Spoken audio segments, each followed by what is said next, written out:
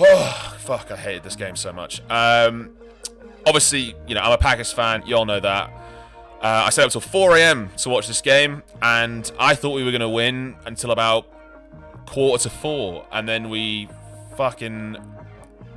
just fucked it so hard. And yeah, I've got a lot to say about it, but I won't dwell too much on it just for now. I'll let other people get stuck in. 49ers Packers. It was I'm sorry. I'm so sorry. Yeah, I'm not even mad. I'm just disappointed. I'm just so disappointed. I didn't feel anger when I watched it. I was just like, yeah, I get you. What do you want? What do you want me to say to that? Do you want me to be annoyed at someone? Because it's like you all fucked up. Apart from one face of our team was flawless, and then the other two were just shit. So. Fuck the Packers, Jimmy G, 2022. That is true. I actually did think that was funny as well. Like when they're hugging on the frozen tundra while Packers players are like thinking about their season, thinking about next year, contracts, how this was their last dance. Jimmy G's just running around like, woo, fuck the Packers, let's go. Is Jimmy G from Chicago? Is he? I didn't know that. I don't know. I'm asking. I didn't know. I wasn't sure. Because if he is, that would be quite funny. Because it's like he seems like a bit of a beach boy, though. Yeah, he's got that kind of California, but that might just be his tan and his handsomeness, his general Arlington. There you go. Yeah. Nice. Now, so how do you want to do this? Because obviously I've got loads to say about this game. So do you want me to sort of do a little bit of mine and then you guys react to it? Do you want to give me stuff to then react from? How do you want to do this? I think the floor should be yours for this one. Okay. All right, fine.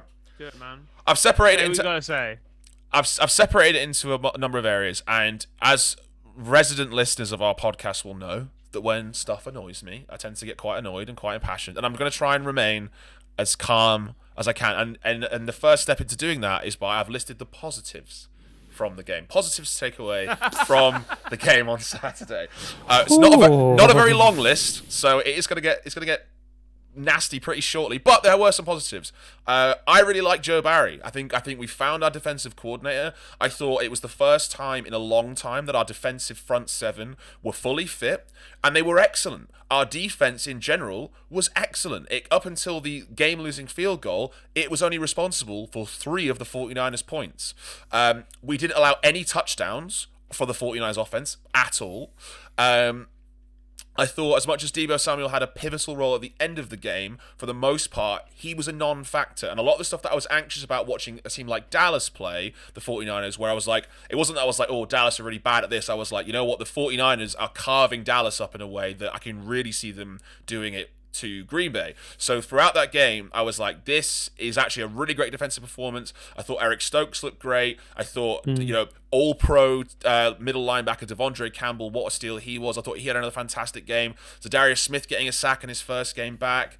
There was just a lot of positives from there. I thought also, they also neutralized other big players in the 49ers. George Kittle had that huge drop, and it was sort of, he just felt rattled, and Jimmy G felt rattled, and 4 of the first third downs they had resulted in a sack.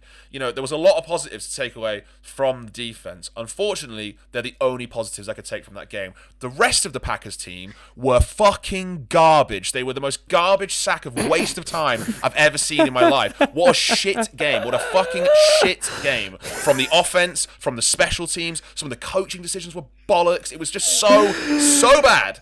And I've got details. So, let's start where I want to start. Our resident MVP, Aaron Rodgers. How many touchdowns did he have in that game? Anybody want to guess? None. Zero. That's right. He had a big fat fucking 0. He didn't do anything in that game. Yeah, he didn't throw any interceptions. I know he loves not doing that, but he didn't do anything. Like, it just felt like I felt again, like, I have this thing as a Packers fan. I think a lot of Packers fans will resonate with me with this. It's like, when it's not going well, and you know how like it kind of like they have the music where they kind of cut to an ad break and it's always like diddle diddle diddle and it's always like slow-mo clips of like key players, right? And normally like if it's like Brady or like Mahomes, it'd be like them taking their helmet off and then being like, you can see it in their face, they're just thinking about stuff, but they're thinking in like I need to get this done kind of way. With Aaron Rodgers, it's always the same thing. It's like if we have a fumble or something, he's literally just, it's a slow-mo of him just going eye roll. like that, and I'm just like, you're the fucking leader. Like, you can't fucking do that. Like, you need to just be more, like, elevate people more. Do you know what I mean? Like, just don't be so like, oh, you're letting me down. You're not letting him down. He's letting you down. Also, I can't excuse the no touchdowns because Dak Prescott got an absolute fucking earful in the media throughout the week because they were like, oh, Dak didn't play very well. He wasn't clutch when it mattered. And I remember saying on the last episode, I was like, I tell you what, you put Aaron Rodgers in that situation. 2 minutes left on the clock, needs a score to win it. I bet he does it. He had 4 minutes and then he couldn't do it. And then he had another go and he still couldn't do it. And then we turned him over on a 4th and 1 and he didn't do it. And that's actually what resulted in the special teams, which I'll move to. Actually, no, not just yet. The other thing I didn't like about Aaron Rodgers was the overly reliant on Devontae Adams. I know he's a great player, and I know that he can make great plays, and he's been our pivotal player all season. But they were always going to scheme for that. They were always going to do that. You were always going to reach a point in the season where someone's figured out how to double mark him and make it too difficult for even someone as good as Aaron Rodgers to throw him the ball. And yet we still forced it to him. I know Aaron Jones had a huge game, but it's like, as I was talking to my dad earlier, and he hit the nail on the head. He was like, Devontae Adams had 9 receptions for 90 yards. Aaron Jones had 12 receptions for 130 yards. Do you know what that tells you? That when he dropped back to pass, he went, Adams is open. Do you know what I was saying to you last night about it's becoming a problem, like his ability to he just doesn't trust anyone. No, yeah, it doesn't. And that's a problem. He won't. You can't just throw to your guy after every that time. Lewis fumble, he was like, fuck that. I'm not throwing it to anyone. And it showed. And and that wasn't even Mercedes Lewis's fault. Like, that was just a really good defensive play. Great play and from Fred Warner. He's a big dude. Lewis. It's not like he wasn't holding it properly. It was a great play from Fred Warner, one of the best linebackers in the league. Yeah, and also you just can't, as you say, you can't just stop throwing it to people. Because it was like Alan Lazard, 1 target for 6 yards. Randall Cobb, 0 targets. He's not interested in hard work. He's not interested in it. But you're not interested in working hard with. He wants to pad his stats out. He wants to play games that he can win easily and prove that he's that he's so talented and better than everyone else. But when it comes down to the hard, shitty games that no one wants to the games where they're like, this is a slogfest. He's not interested. Yeah. He's not interested. And that is why he's only been to 1 Super Bowl and he's lost 4 NFC Championship games. Because when it comes down to it, if it's not going his way, he's not interested. I also thought your O-line did really well, given how good their pass rush is. Yeah. He had a good amount of time in the pocket. Obviously he got pressured a few times, but like you said, they were doubling Devontae occasionally, and he was just not throwing it to alternative players that were wide open in a lot of cases. There was that case, I think, there was that bit where I think both Devontae Adams and another player, I can't remember who it was. Devontae was on Randall Cobb. They were both of them were on an out route, and Devontae was close to the sideline, and Randall Cobb was more free in the middle, but he targeted Devontae, who I think couldn't complete it, because it was a harder catch for him. So it's like you're throwing it to your best players or your preferred players in harder situations, and they're not completing it, not because they're not good enough, but because you had better options, and they weren't as wide open. And also, so trust issues with wide receivers has just been a long-standing issue, and I know that all great players have to build up trust with people to trust them in big moments. But as we've said, it didn't. I just felt like, obviously, what do I know? I don't fucking play quarterback, but I felt like watching the plays. I was like, there was one play on a 3rd down where it was like we were pinned deep in our own half late in the second half. There was a flat route with either the fullback or DeGuara or one of our backup Titans. Obviously Robert Tunyon's been injured all season, and he chose to throw it away instead of throw it to him. Now, yes, there was a player in his face, and I'm not saying that it was a wide open throw, because it obviously wasn't. Yeah. But feel like this interception passer rating thing has become such a massive like integral part of his legacy that like he doesn't want to just go, you know what, fuck it, I'm just gonna throw it. We need to win this game, and I want to win more than I want to look good. And it's like he was 20. I think he was 22. He was 22 of 29. Good completion percentage. He had like 230 yards, but no touchdowns and no interceptions. And to lead on to my next point, the reason I thought the offense was really fucking garbage was because the game was there to be over in the first 6 drives. We receive, marked down the field, scripted as hell, hit Devontae Adams. He only had 6 targets of 60 yards, and then we rushed it with AJ Dillon for a touchdown. Great start to the game. We then 3 and out the 49ers with a sack. So we not only have we 3 and out of them, we've also hit Jimmy G and let him know you're not going to have time to throw, so we put pressure on him. Then we don't score again. Then we 3 and out him again. So good. Yeah, we 3 and out him again. But then we get 3 and out. Then we 3 and out him again, and then like the scariest play of the game for me, which was when it was George Kittle on a sort of inside slant route over the middle, but the safety came underneath, and George Kittle did a little double move, went past him wide open, and thankfully at the time he hit Kittle straight in the chest and it bounced out. And I remember thinking in that moment, we need to score right now. Like that play is going to ignite. It's going to ignite that team. George Kittle's not going to make that mistake again. Yeah. We've 3 and out of them 3 times in a row here. Yeah. We have to put points on the board, and then we didn't. We just didn't. Yep. We didn't score any points apart from 1 field goal, and then we were even worse in the second half. So before I get onto the special teams, which is what I'm about to do next, I wanted to make it perfectly clear that any Aaron Rodgers Packers defenders who were going, this is why our special teams, they've cost us everything, they always do this, yada yada yada. Yeah, they played fucking shit. But I tell you who played shitter, the offense, because they wouldn't have been relied on as much as they were had we just scored points. And the points were there. We left it on the table so many times. But yes, special teams were shit. It's like I said. But the special teams, they gave up 10 points, right? 13. The special teams gave up 10 points. Was it 13? Because they missed a field goal as well. So if you take that as a missed opportunity to gain points, we had a field goal block at the end of the half, so that's 3 points for us. Yeah. We obviously had the blocked punt, which obviously fucked the game completely. But also on a punt return, Deebo Samuel had a huge return to put him on our 40, which meant that they were already touching on field goal range, and then they also got 3 points from that. So you could argue, if you're going to be extra critical, that on pretty much every time we called upon them, they either didn't pin them deep, they didn't convert the points we asked them to convert, and they also didn't get the ball away safely and ended up giving up a touchdown. So yeah, they played horrendous. But okay, so they played bad. Your special teams have been crap all season, all season. How many points a game does Aaron Rodgers average? Probably 20. Like, that's what I mean. He didn't get any. If you know, you've got to do better. You knew your special teams were bad. You knew that the 49ers defense was good, but you also knew that you were going to have a chance to win the game. There were so many times where they could have just gone ahead and they 3 and out, and then it just looked like they didn't know what to do. And I'm not saying that's scheming, because Matt LaFleur's a good he made one coaching mistake in my mind. Yeah. Go on.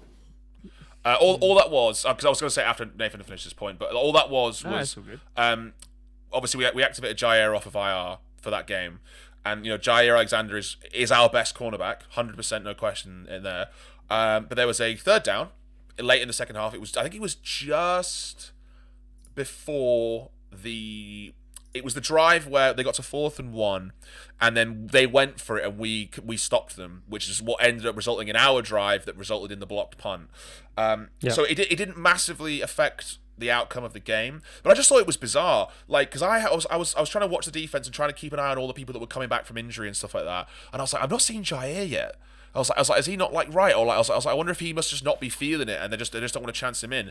But they put him in, and I remember looking, I was like, oh, there he is. And then the pundit went, Jair Alexander here, 3rd and 7. This will be his first play of the game. And I was like, what is his first? Why are we putting him in on 3rd and long then? In minus 15 degree temperatures. As great as he is, you're putting him in cold. And then as soon as he said that, I was like, I'm literally watching Jair this whole play. He was in the slot, and then Jennings, their wide receiver, ran up, did a little cut in on the slant. Jimmy G hit him for the first down, and I wasn't annoyed at Jair. I was just more like, that was Why put him in for a third down? Put him in on a first down. Do you know what I mean? Let him find his fucking sea legs, and then put him in a pivotal third down. He's not played since week 3. But other than that, I didn't think the coaching made any real mistakes. Obviously, the offense was great, but I think like if you compared to the games we watched yesterday, and then you see how exactly how Glenn in the chat has said, like Allen, Mahomes, Stafford, Brady, like all the quarterbacks in the games yesterday, that's how you play in the playoffs. You have to take risks. You can't be. It's gotten to the point now where all he cares about, Aaron Rodgers, is that passer rating. That's that career passer rating. That's also the touchdowns to interceptions, like the ratio. That seems like all he cares about now, and to be honest, it's probably going to go anyway because Mahomes looks like he's going to someone's going to take it. So your legacy now is basically one Super Bowl, which is obviously, it's impressive, like to win a Super Bowl, but he's lost more championship games than he's been to. Do you know what I mean?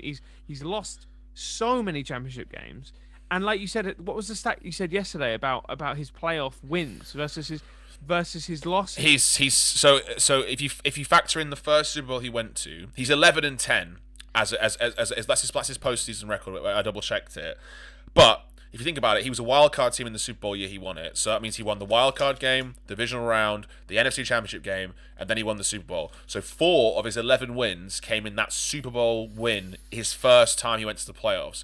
Since then, he's 7-9.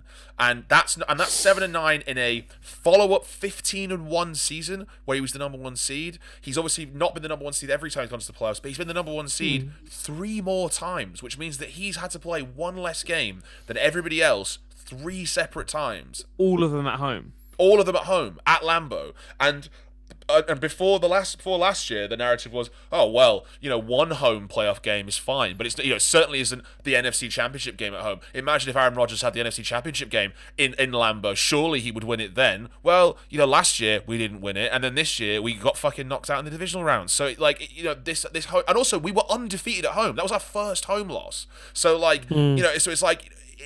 it's just something about the playoffs, and I know that. Like everything I say on this, it's just going to prove the opposite. And I'm sure if he does leave Green Bay, he'll have a incredible end to his career. And to be honest, I don't even wish him anything but that. Like I'm not that petty. But in my mind, for the rest of my life, I will always consider him, not a.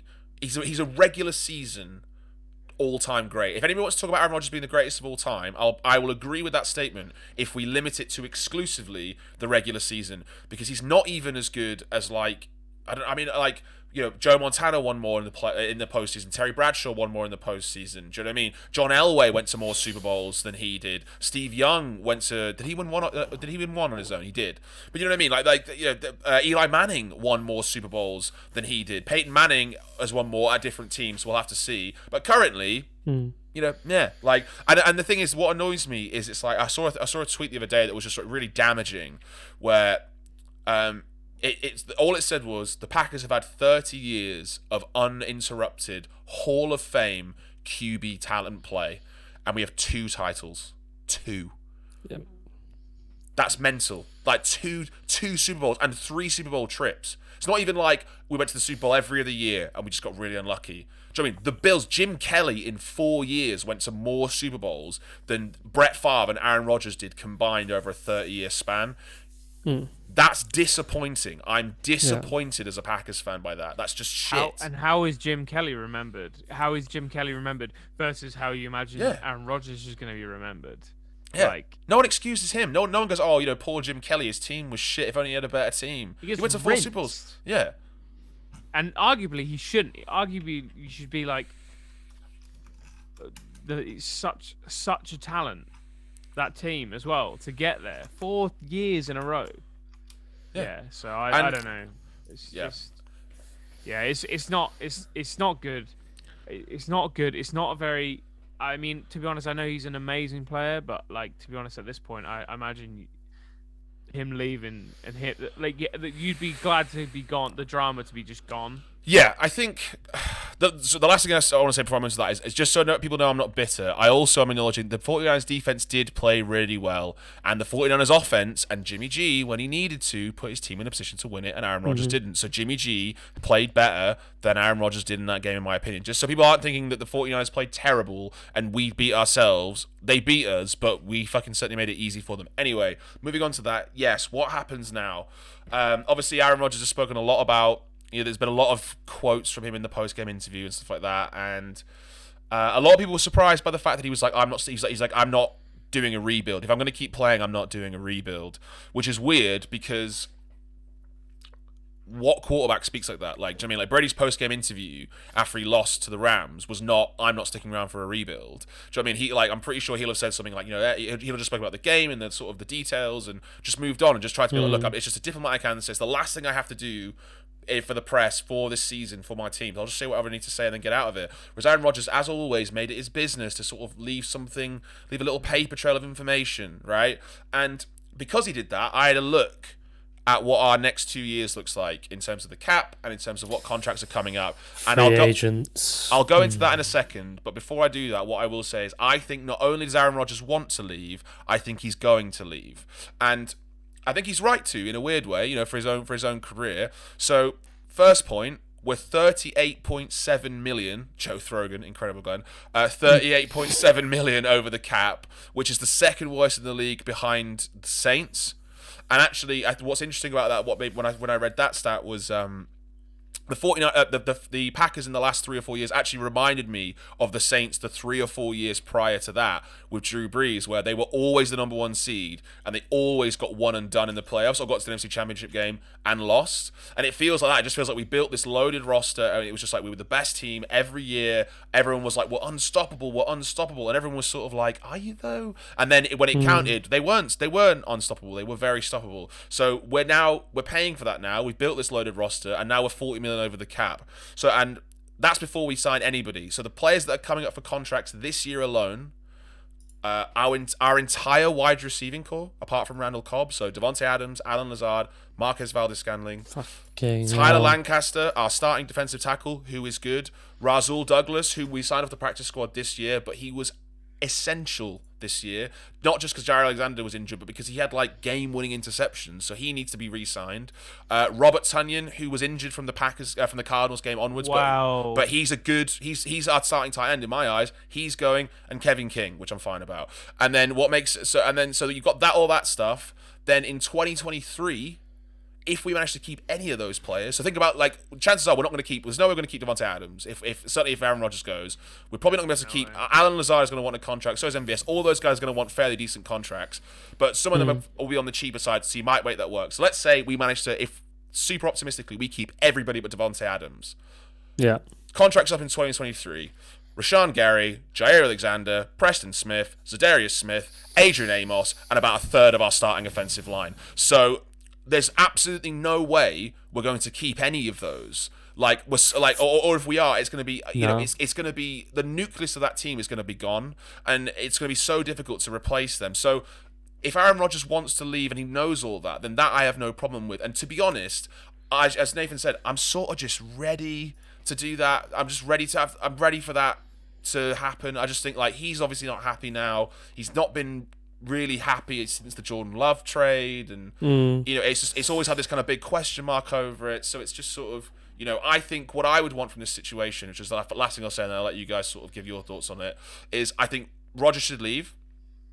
I think we trade him for whatever we can get. Annoyingly, I heard that because of his age, we're looking at max 1 first round and then a couple of picks underneath, maybe a second and a third, which is not great.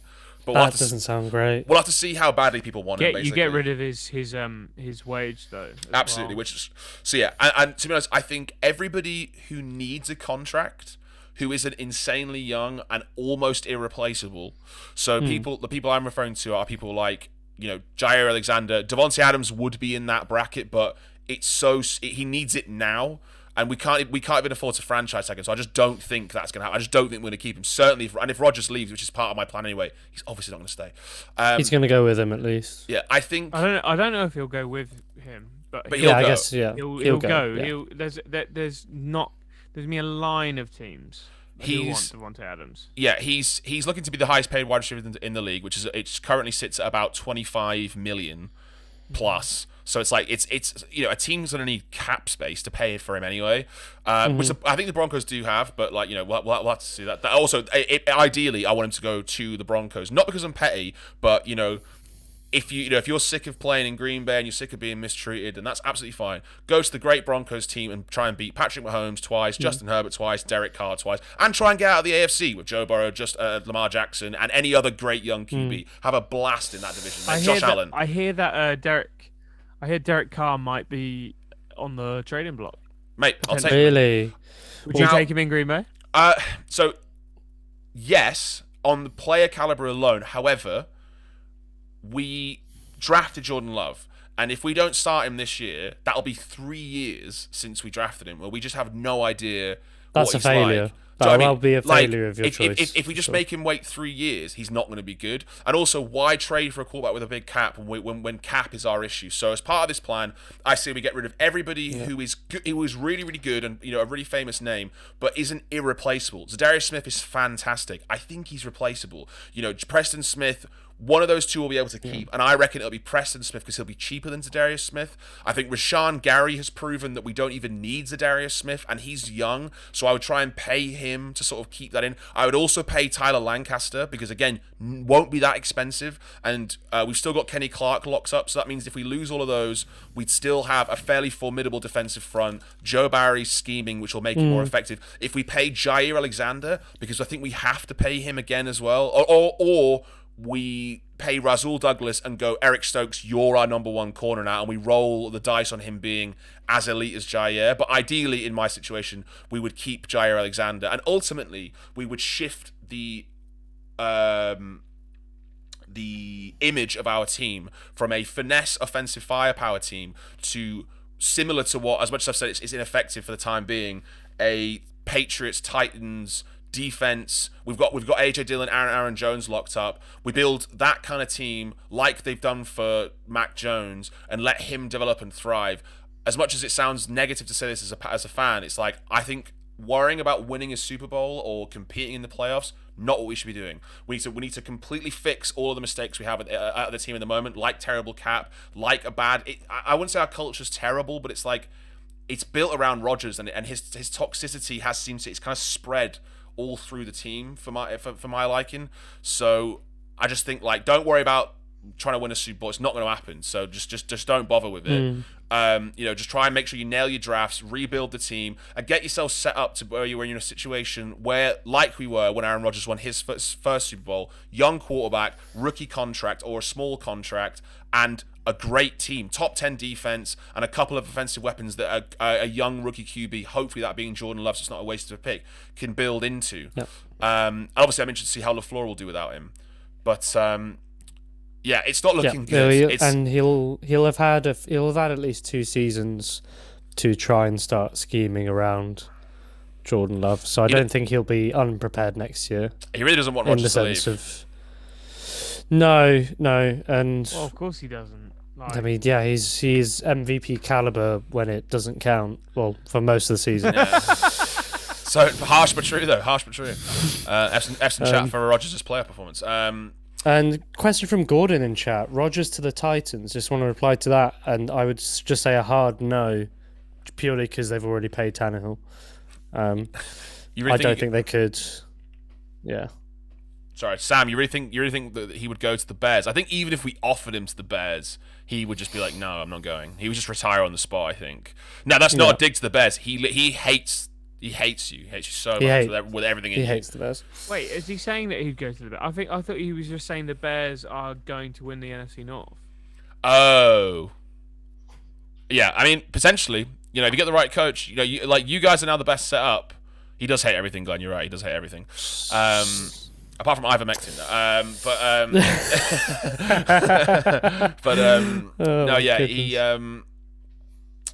think the Bears are in a good position with the right coaching and the right draft picks. I think the Vikings are probably going to win the division sooner than the Bears might, just because their team is really good. They're just Kirk Cousins isn't that great. But yeah, that's kind of it. That's kind of my thoughts really on it. You know, obviously I tried my best to kind of keep myself contained there, but I couldn't. As soon as I started to win the game, I couldn't really once I got to the offense. But Yeah. yeah, those are my thoughts. I'm not that bothered about us being shit, to be honest. Like, you know, we've had 30 years of being playoff Super Bowl contenders, and we haven't delivered. And to be honest, like as sure it sounds entitled and ungrateful, but it's like that does fucking sting. At least if you're like the Lions or the Jags or the Texans, you can kind of just check out your own season by week 3 and then just enjoy the year. Whereas like, you know, I've you know, the whole year I've got to be like, oh, am I gonna have to sit here and watch us lose 2 games for the Super Bowl, 1 game for the Super Bowl? Am I gonna have to watch an off season where Aaron Rodgers just like moans about how it's everyone's fault but him, even though he didn't actually play that great in the games, even though the passer rating is like his passer rating for his playoff career is like 130, and it's like, yeah, but it's because he didn't fucking do anything. So I'll tell you what, it's been a very stress-free playoffs for me. So yeah, exactly. you'll enjoy the sport more, Yeah. I reckon, than but Being stressed about winning. it's, I would say. but I would maybe say you one might be more- good. Who knows? One more thing is like a bystander who doesn't have a horse in the Packers race. It'll be really cool to watch a rebuild of such a team. You know, a team that is number 1 seed, you know, playoff sort of contender. Just seeing a head-to-toe rebuild, which they're gonna clearly maybe potentially go through. And also, it'll be a really good test of Matt LaFleur's coaching. And I just think, you know, obviously as a fan, that would be hard to watch some potentially, but it's also exciting because, like, who will you draft? What will your team look like? Will you have a different identity? Like these are all sort of things that as a you know, relative novice in NFL, 3-4 years, it'll be interesting to see because I haven't actually seen a team have to do that. Apart from maybe the Jags, but they're not close to rebuilding. So it could be like a 49ers situation where after they lost Young, they kind of disappeared into a bit of obscurity for about 15. Was it 15 years? It was like 30. It was like 30. Because it was when Kaepernick sort of came back. Dan's doing the math. It's when 100 Kaepernick. years. Because they drafted like Alex Smith and stuff, but like obviously that was when Rodgers got. Yeah. But, I mean, you were calculating when your next playoff would be. It would be what, 50, 59? About 100 years from now, yeah. I think it could be that kind of situation where you have to change the whole culture, like you said, the culture of the club, the team. Would Schottenheimer go? Schottenheimer? Gutekunst, you mean? Wait, Gutekunst, that's the one. Sorry, Schottenheimer's who? Well, I mean, Schottenheimer's at the Jags. like, you know, people are like, oh, you know, Gutekunst, how could you take Jordan Love? How could you upset our favorite player? Blah blah blah blah. Well, I'll tell you who he did draft. He drafted Eric Stokes. He drafted AJ Dillon. He drafted backup offensive line that became essential. He drafted Jair Alexander.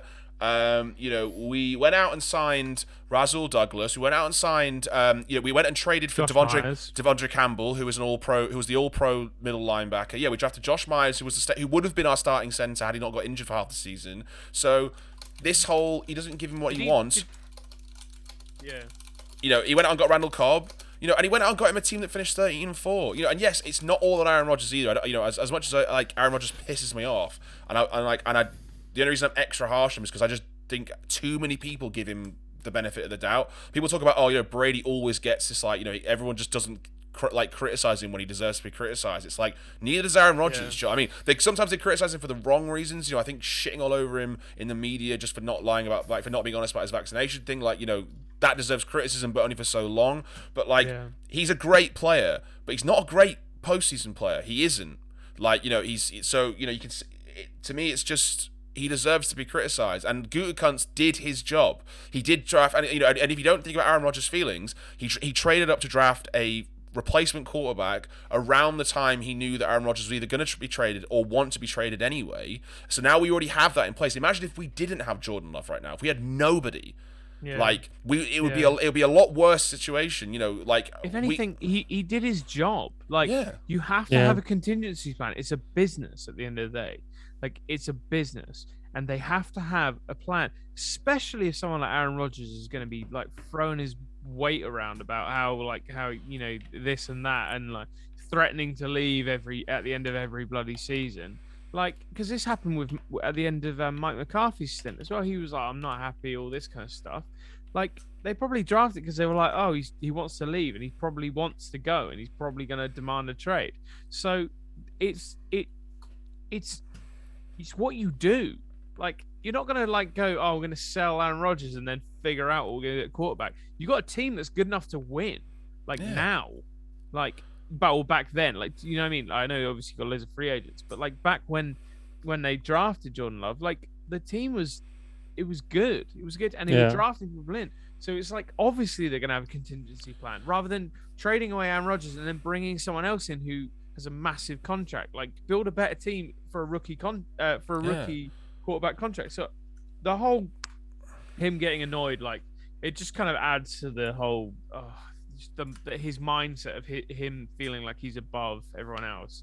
Like, you know what? You take that somewhere else. Just take it somewhere else. You'll be better without it. Personally, I think. Yeah, like, we'll win less, and we'll win, and we won't have as many clippable moments in the game. And Glenn, I think you've hit the absolute nail on the head there in the chat, that it's like people, the teams speak often about how much they love Aaron Rodgers, and how he's a great leader and all that stuff. But it's like, part of me is always like, are you not a bit deluded because he's so good? And like, I'm sure he's a great mate. Like, I don't think Aaron Rodgers is like not a nice person to be around. I'm sure he's very nice. I'm sure he's very like into family and friendship and like that, all the things that the Packers align with. But it's like, he doesn't even break the top 10 all-time QBs for fourth quarter comebacks. So yes, he is a God-given talent. He is prolific in so many areas. But like, there's only so many games I can watch where he needs to win and he can't before I can at least be like, do you know what? Maybe he's worth the money he's been paid, and I'm grateful for the memories and the records and the years of great play. But I don't need to be so grateful that I'm going to put up with you being like, nothing is my fault. Do you know what I mean? Because it's like, going back to the special teams fucking shortcomings, like, I said this earlier, I was like, if someone said to you at the start of the season for your team, any GM, and they were like, look, we can set it so that the three phases of your team, offense, defense, special teams, you can pick two of them to be top 10, potentially top 5 in the right areas, but one of them has to be bottom 10. Which two do you want to be top 10? I reckon, I'm not saying everybody, but I reckon most people would be like offense and defense. I want my offense to be top 10. I want my defense to be top 10. I can put up with a missed field goal or two. I can put up with a blocked punt or two. That's the only punt that's been blocked all season. Yeah, it came at a bad time, but you have a Hall of Fame quarterback. Do you know what I mean? Put the game away. Like, you got the ball back with 4 minutes to go. So why not put the game away?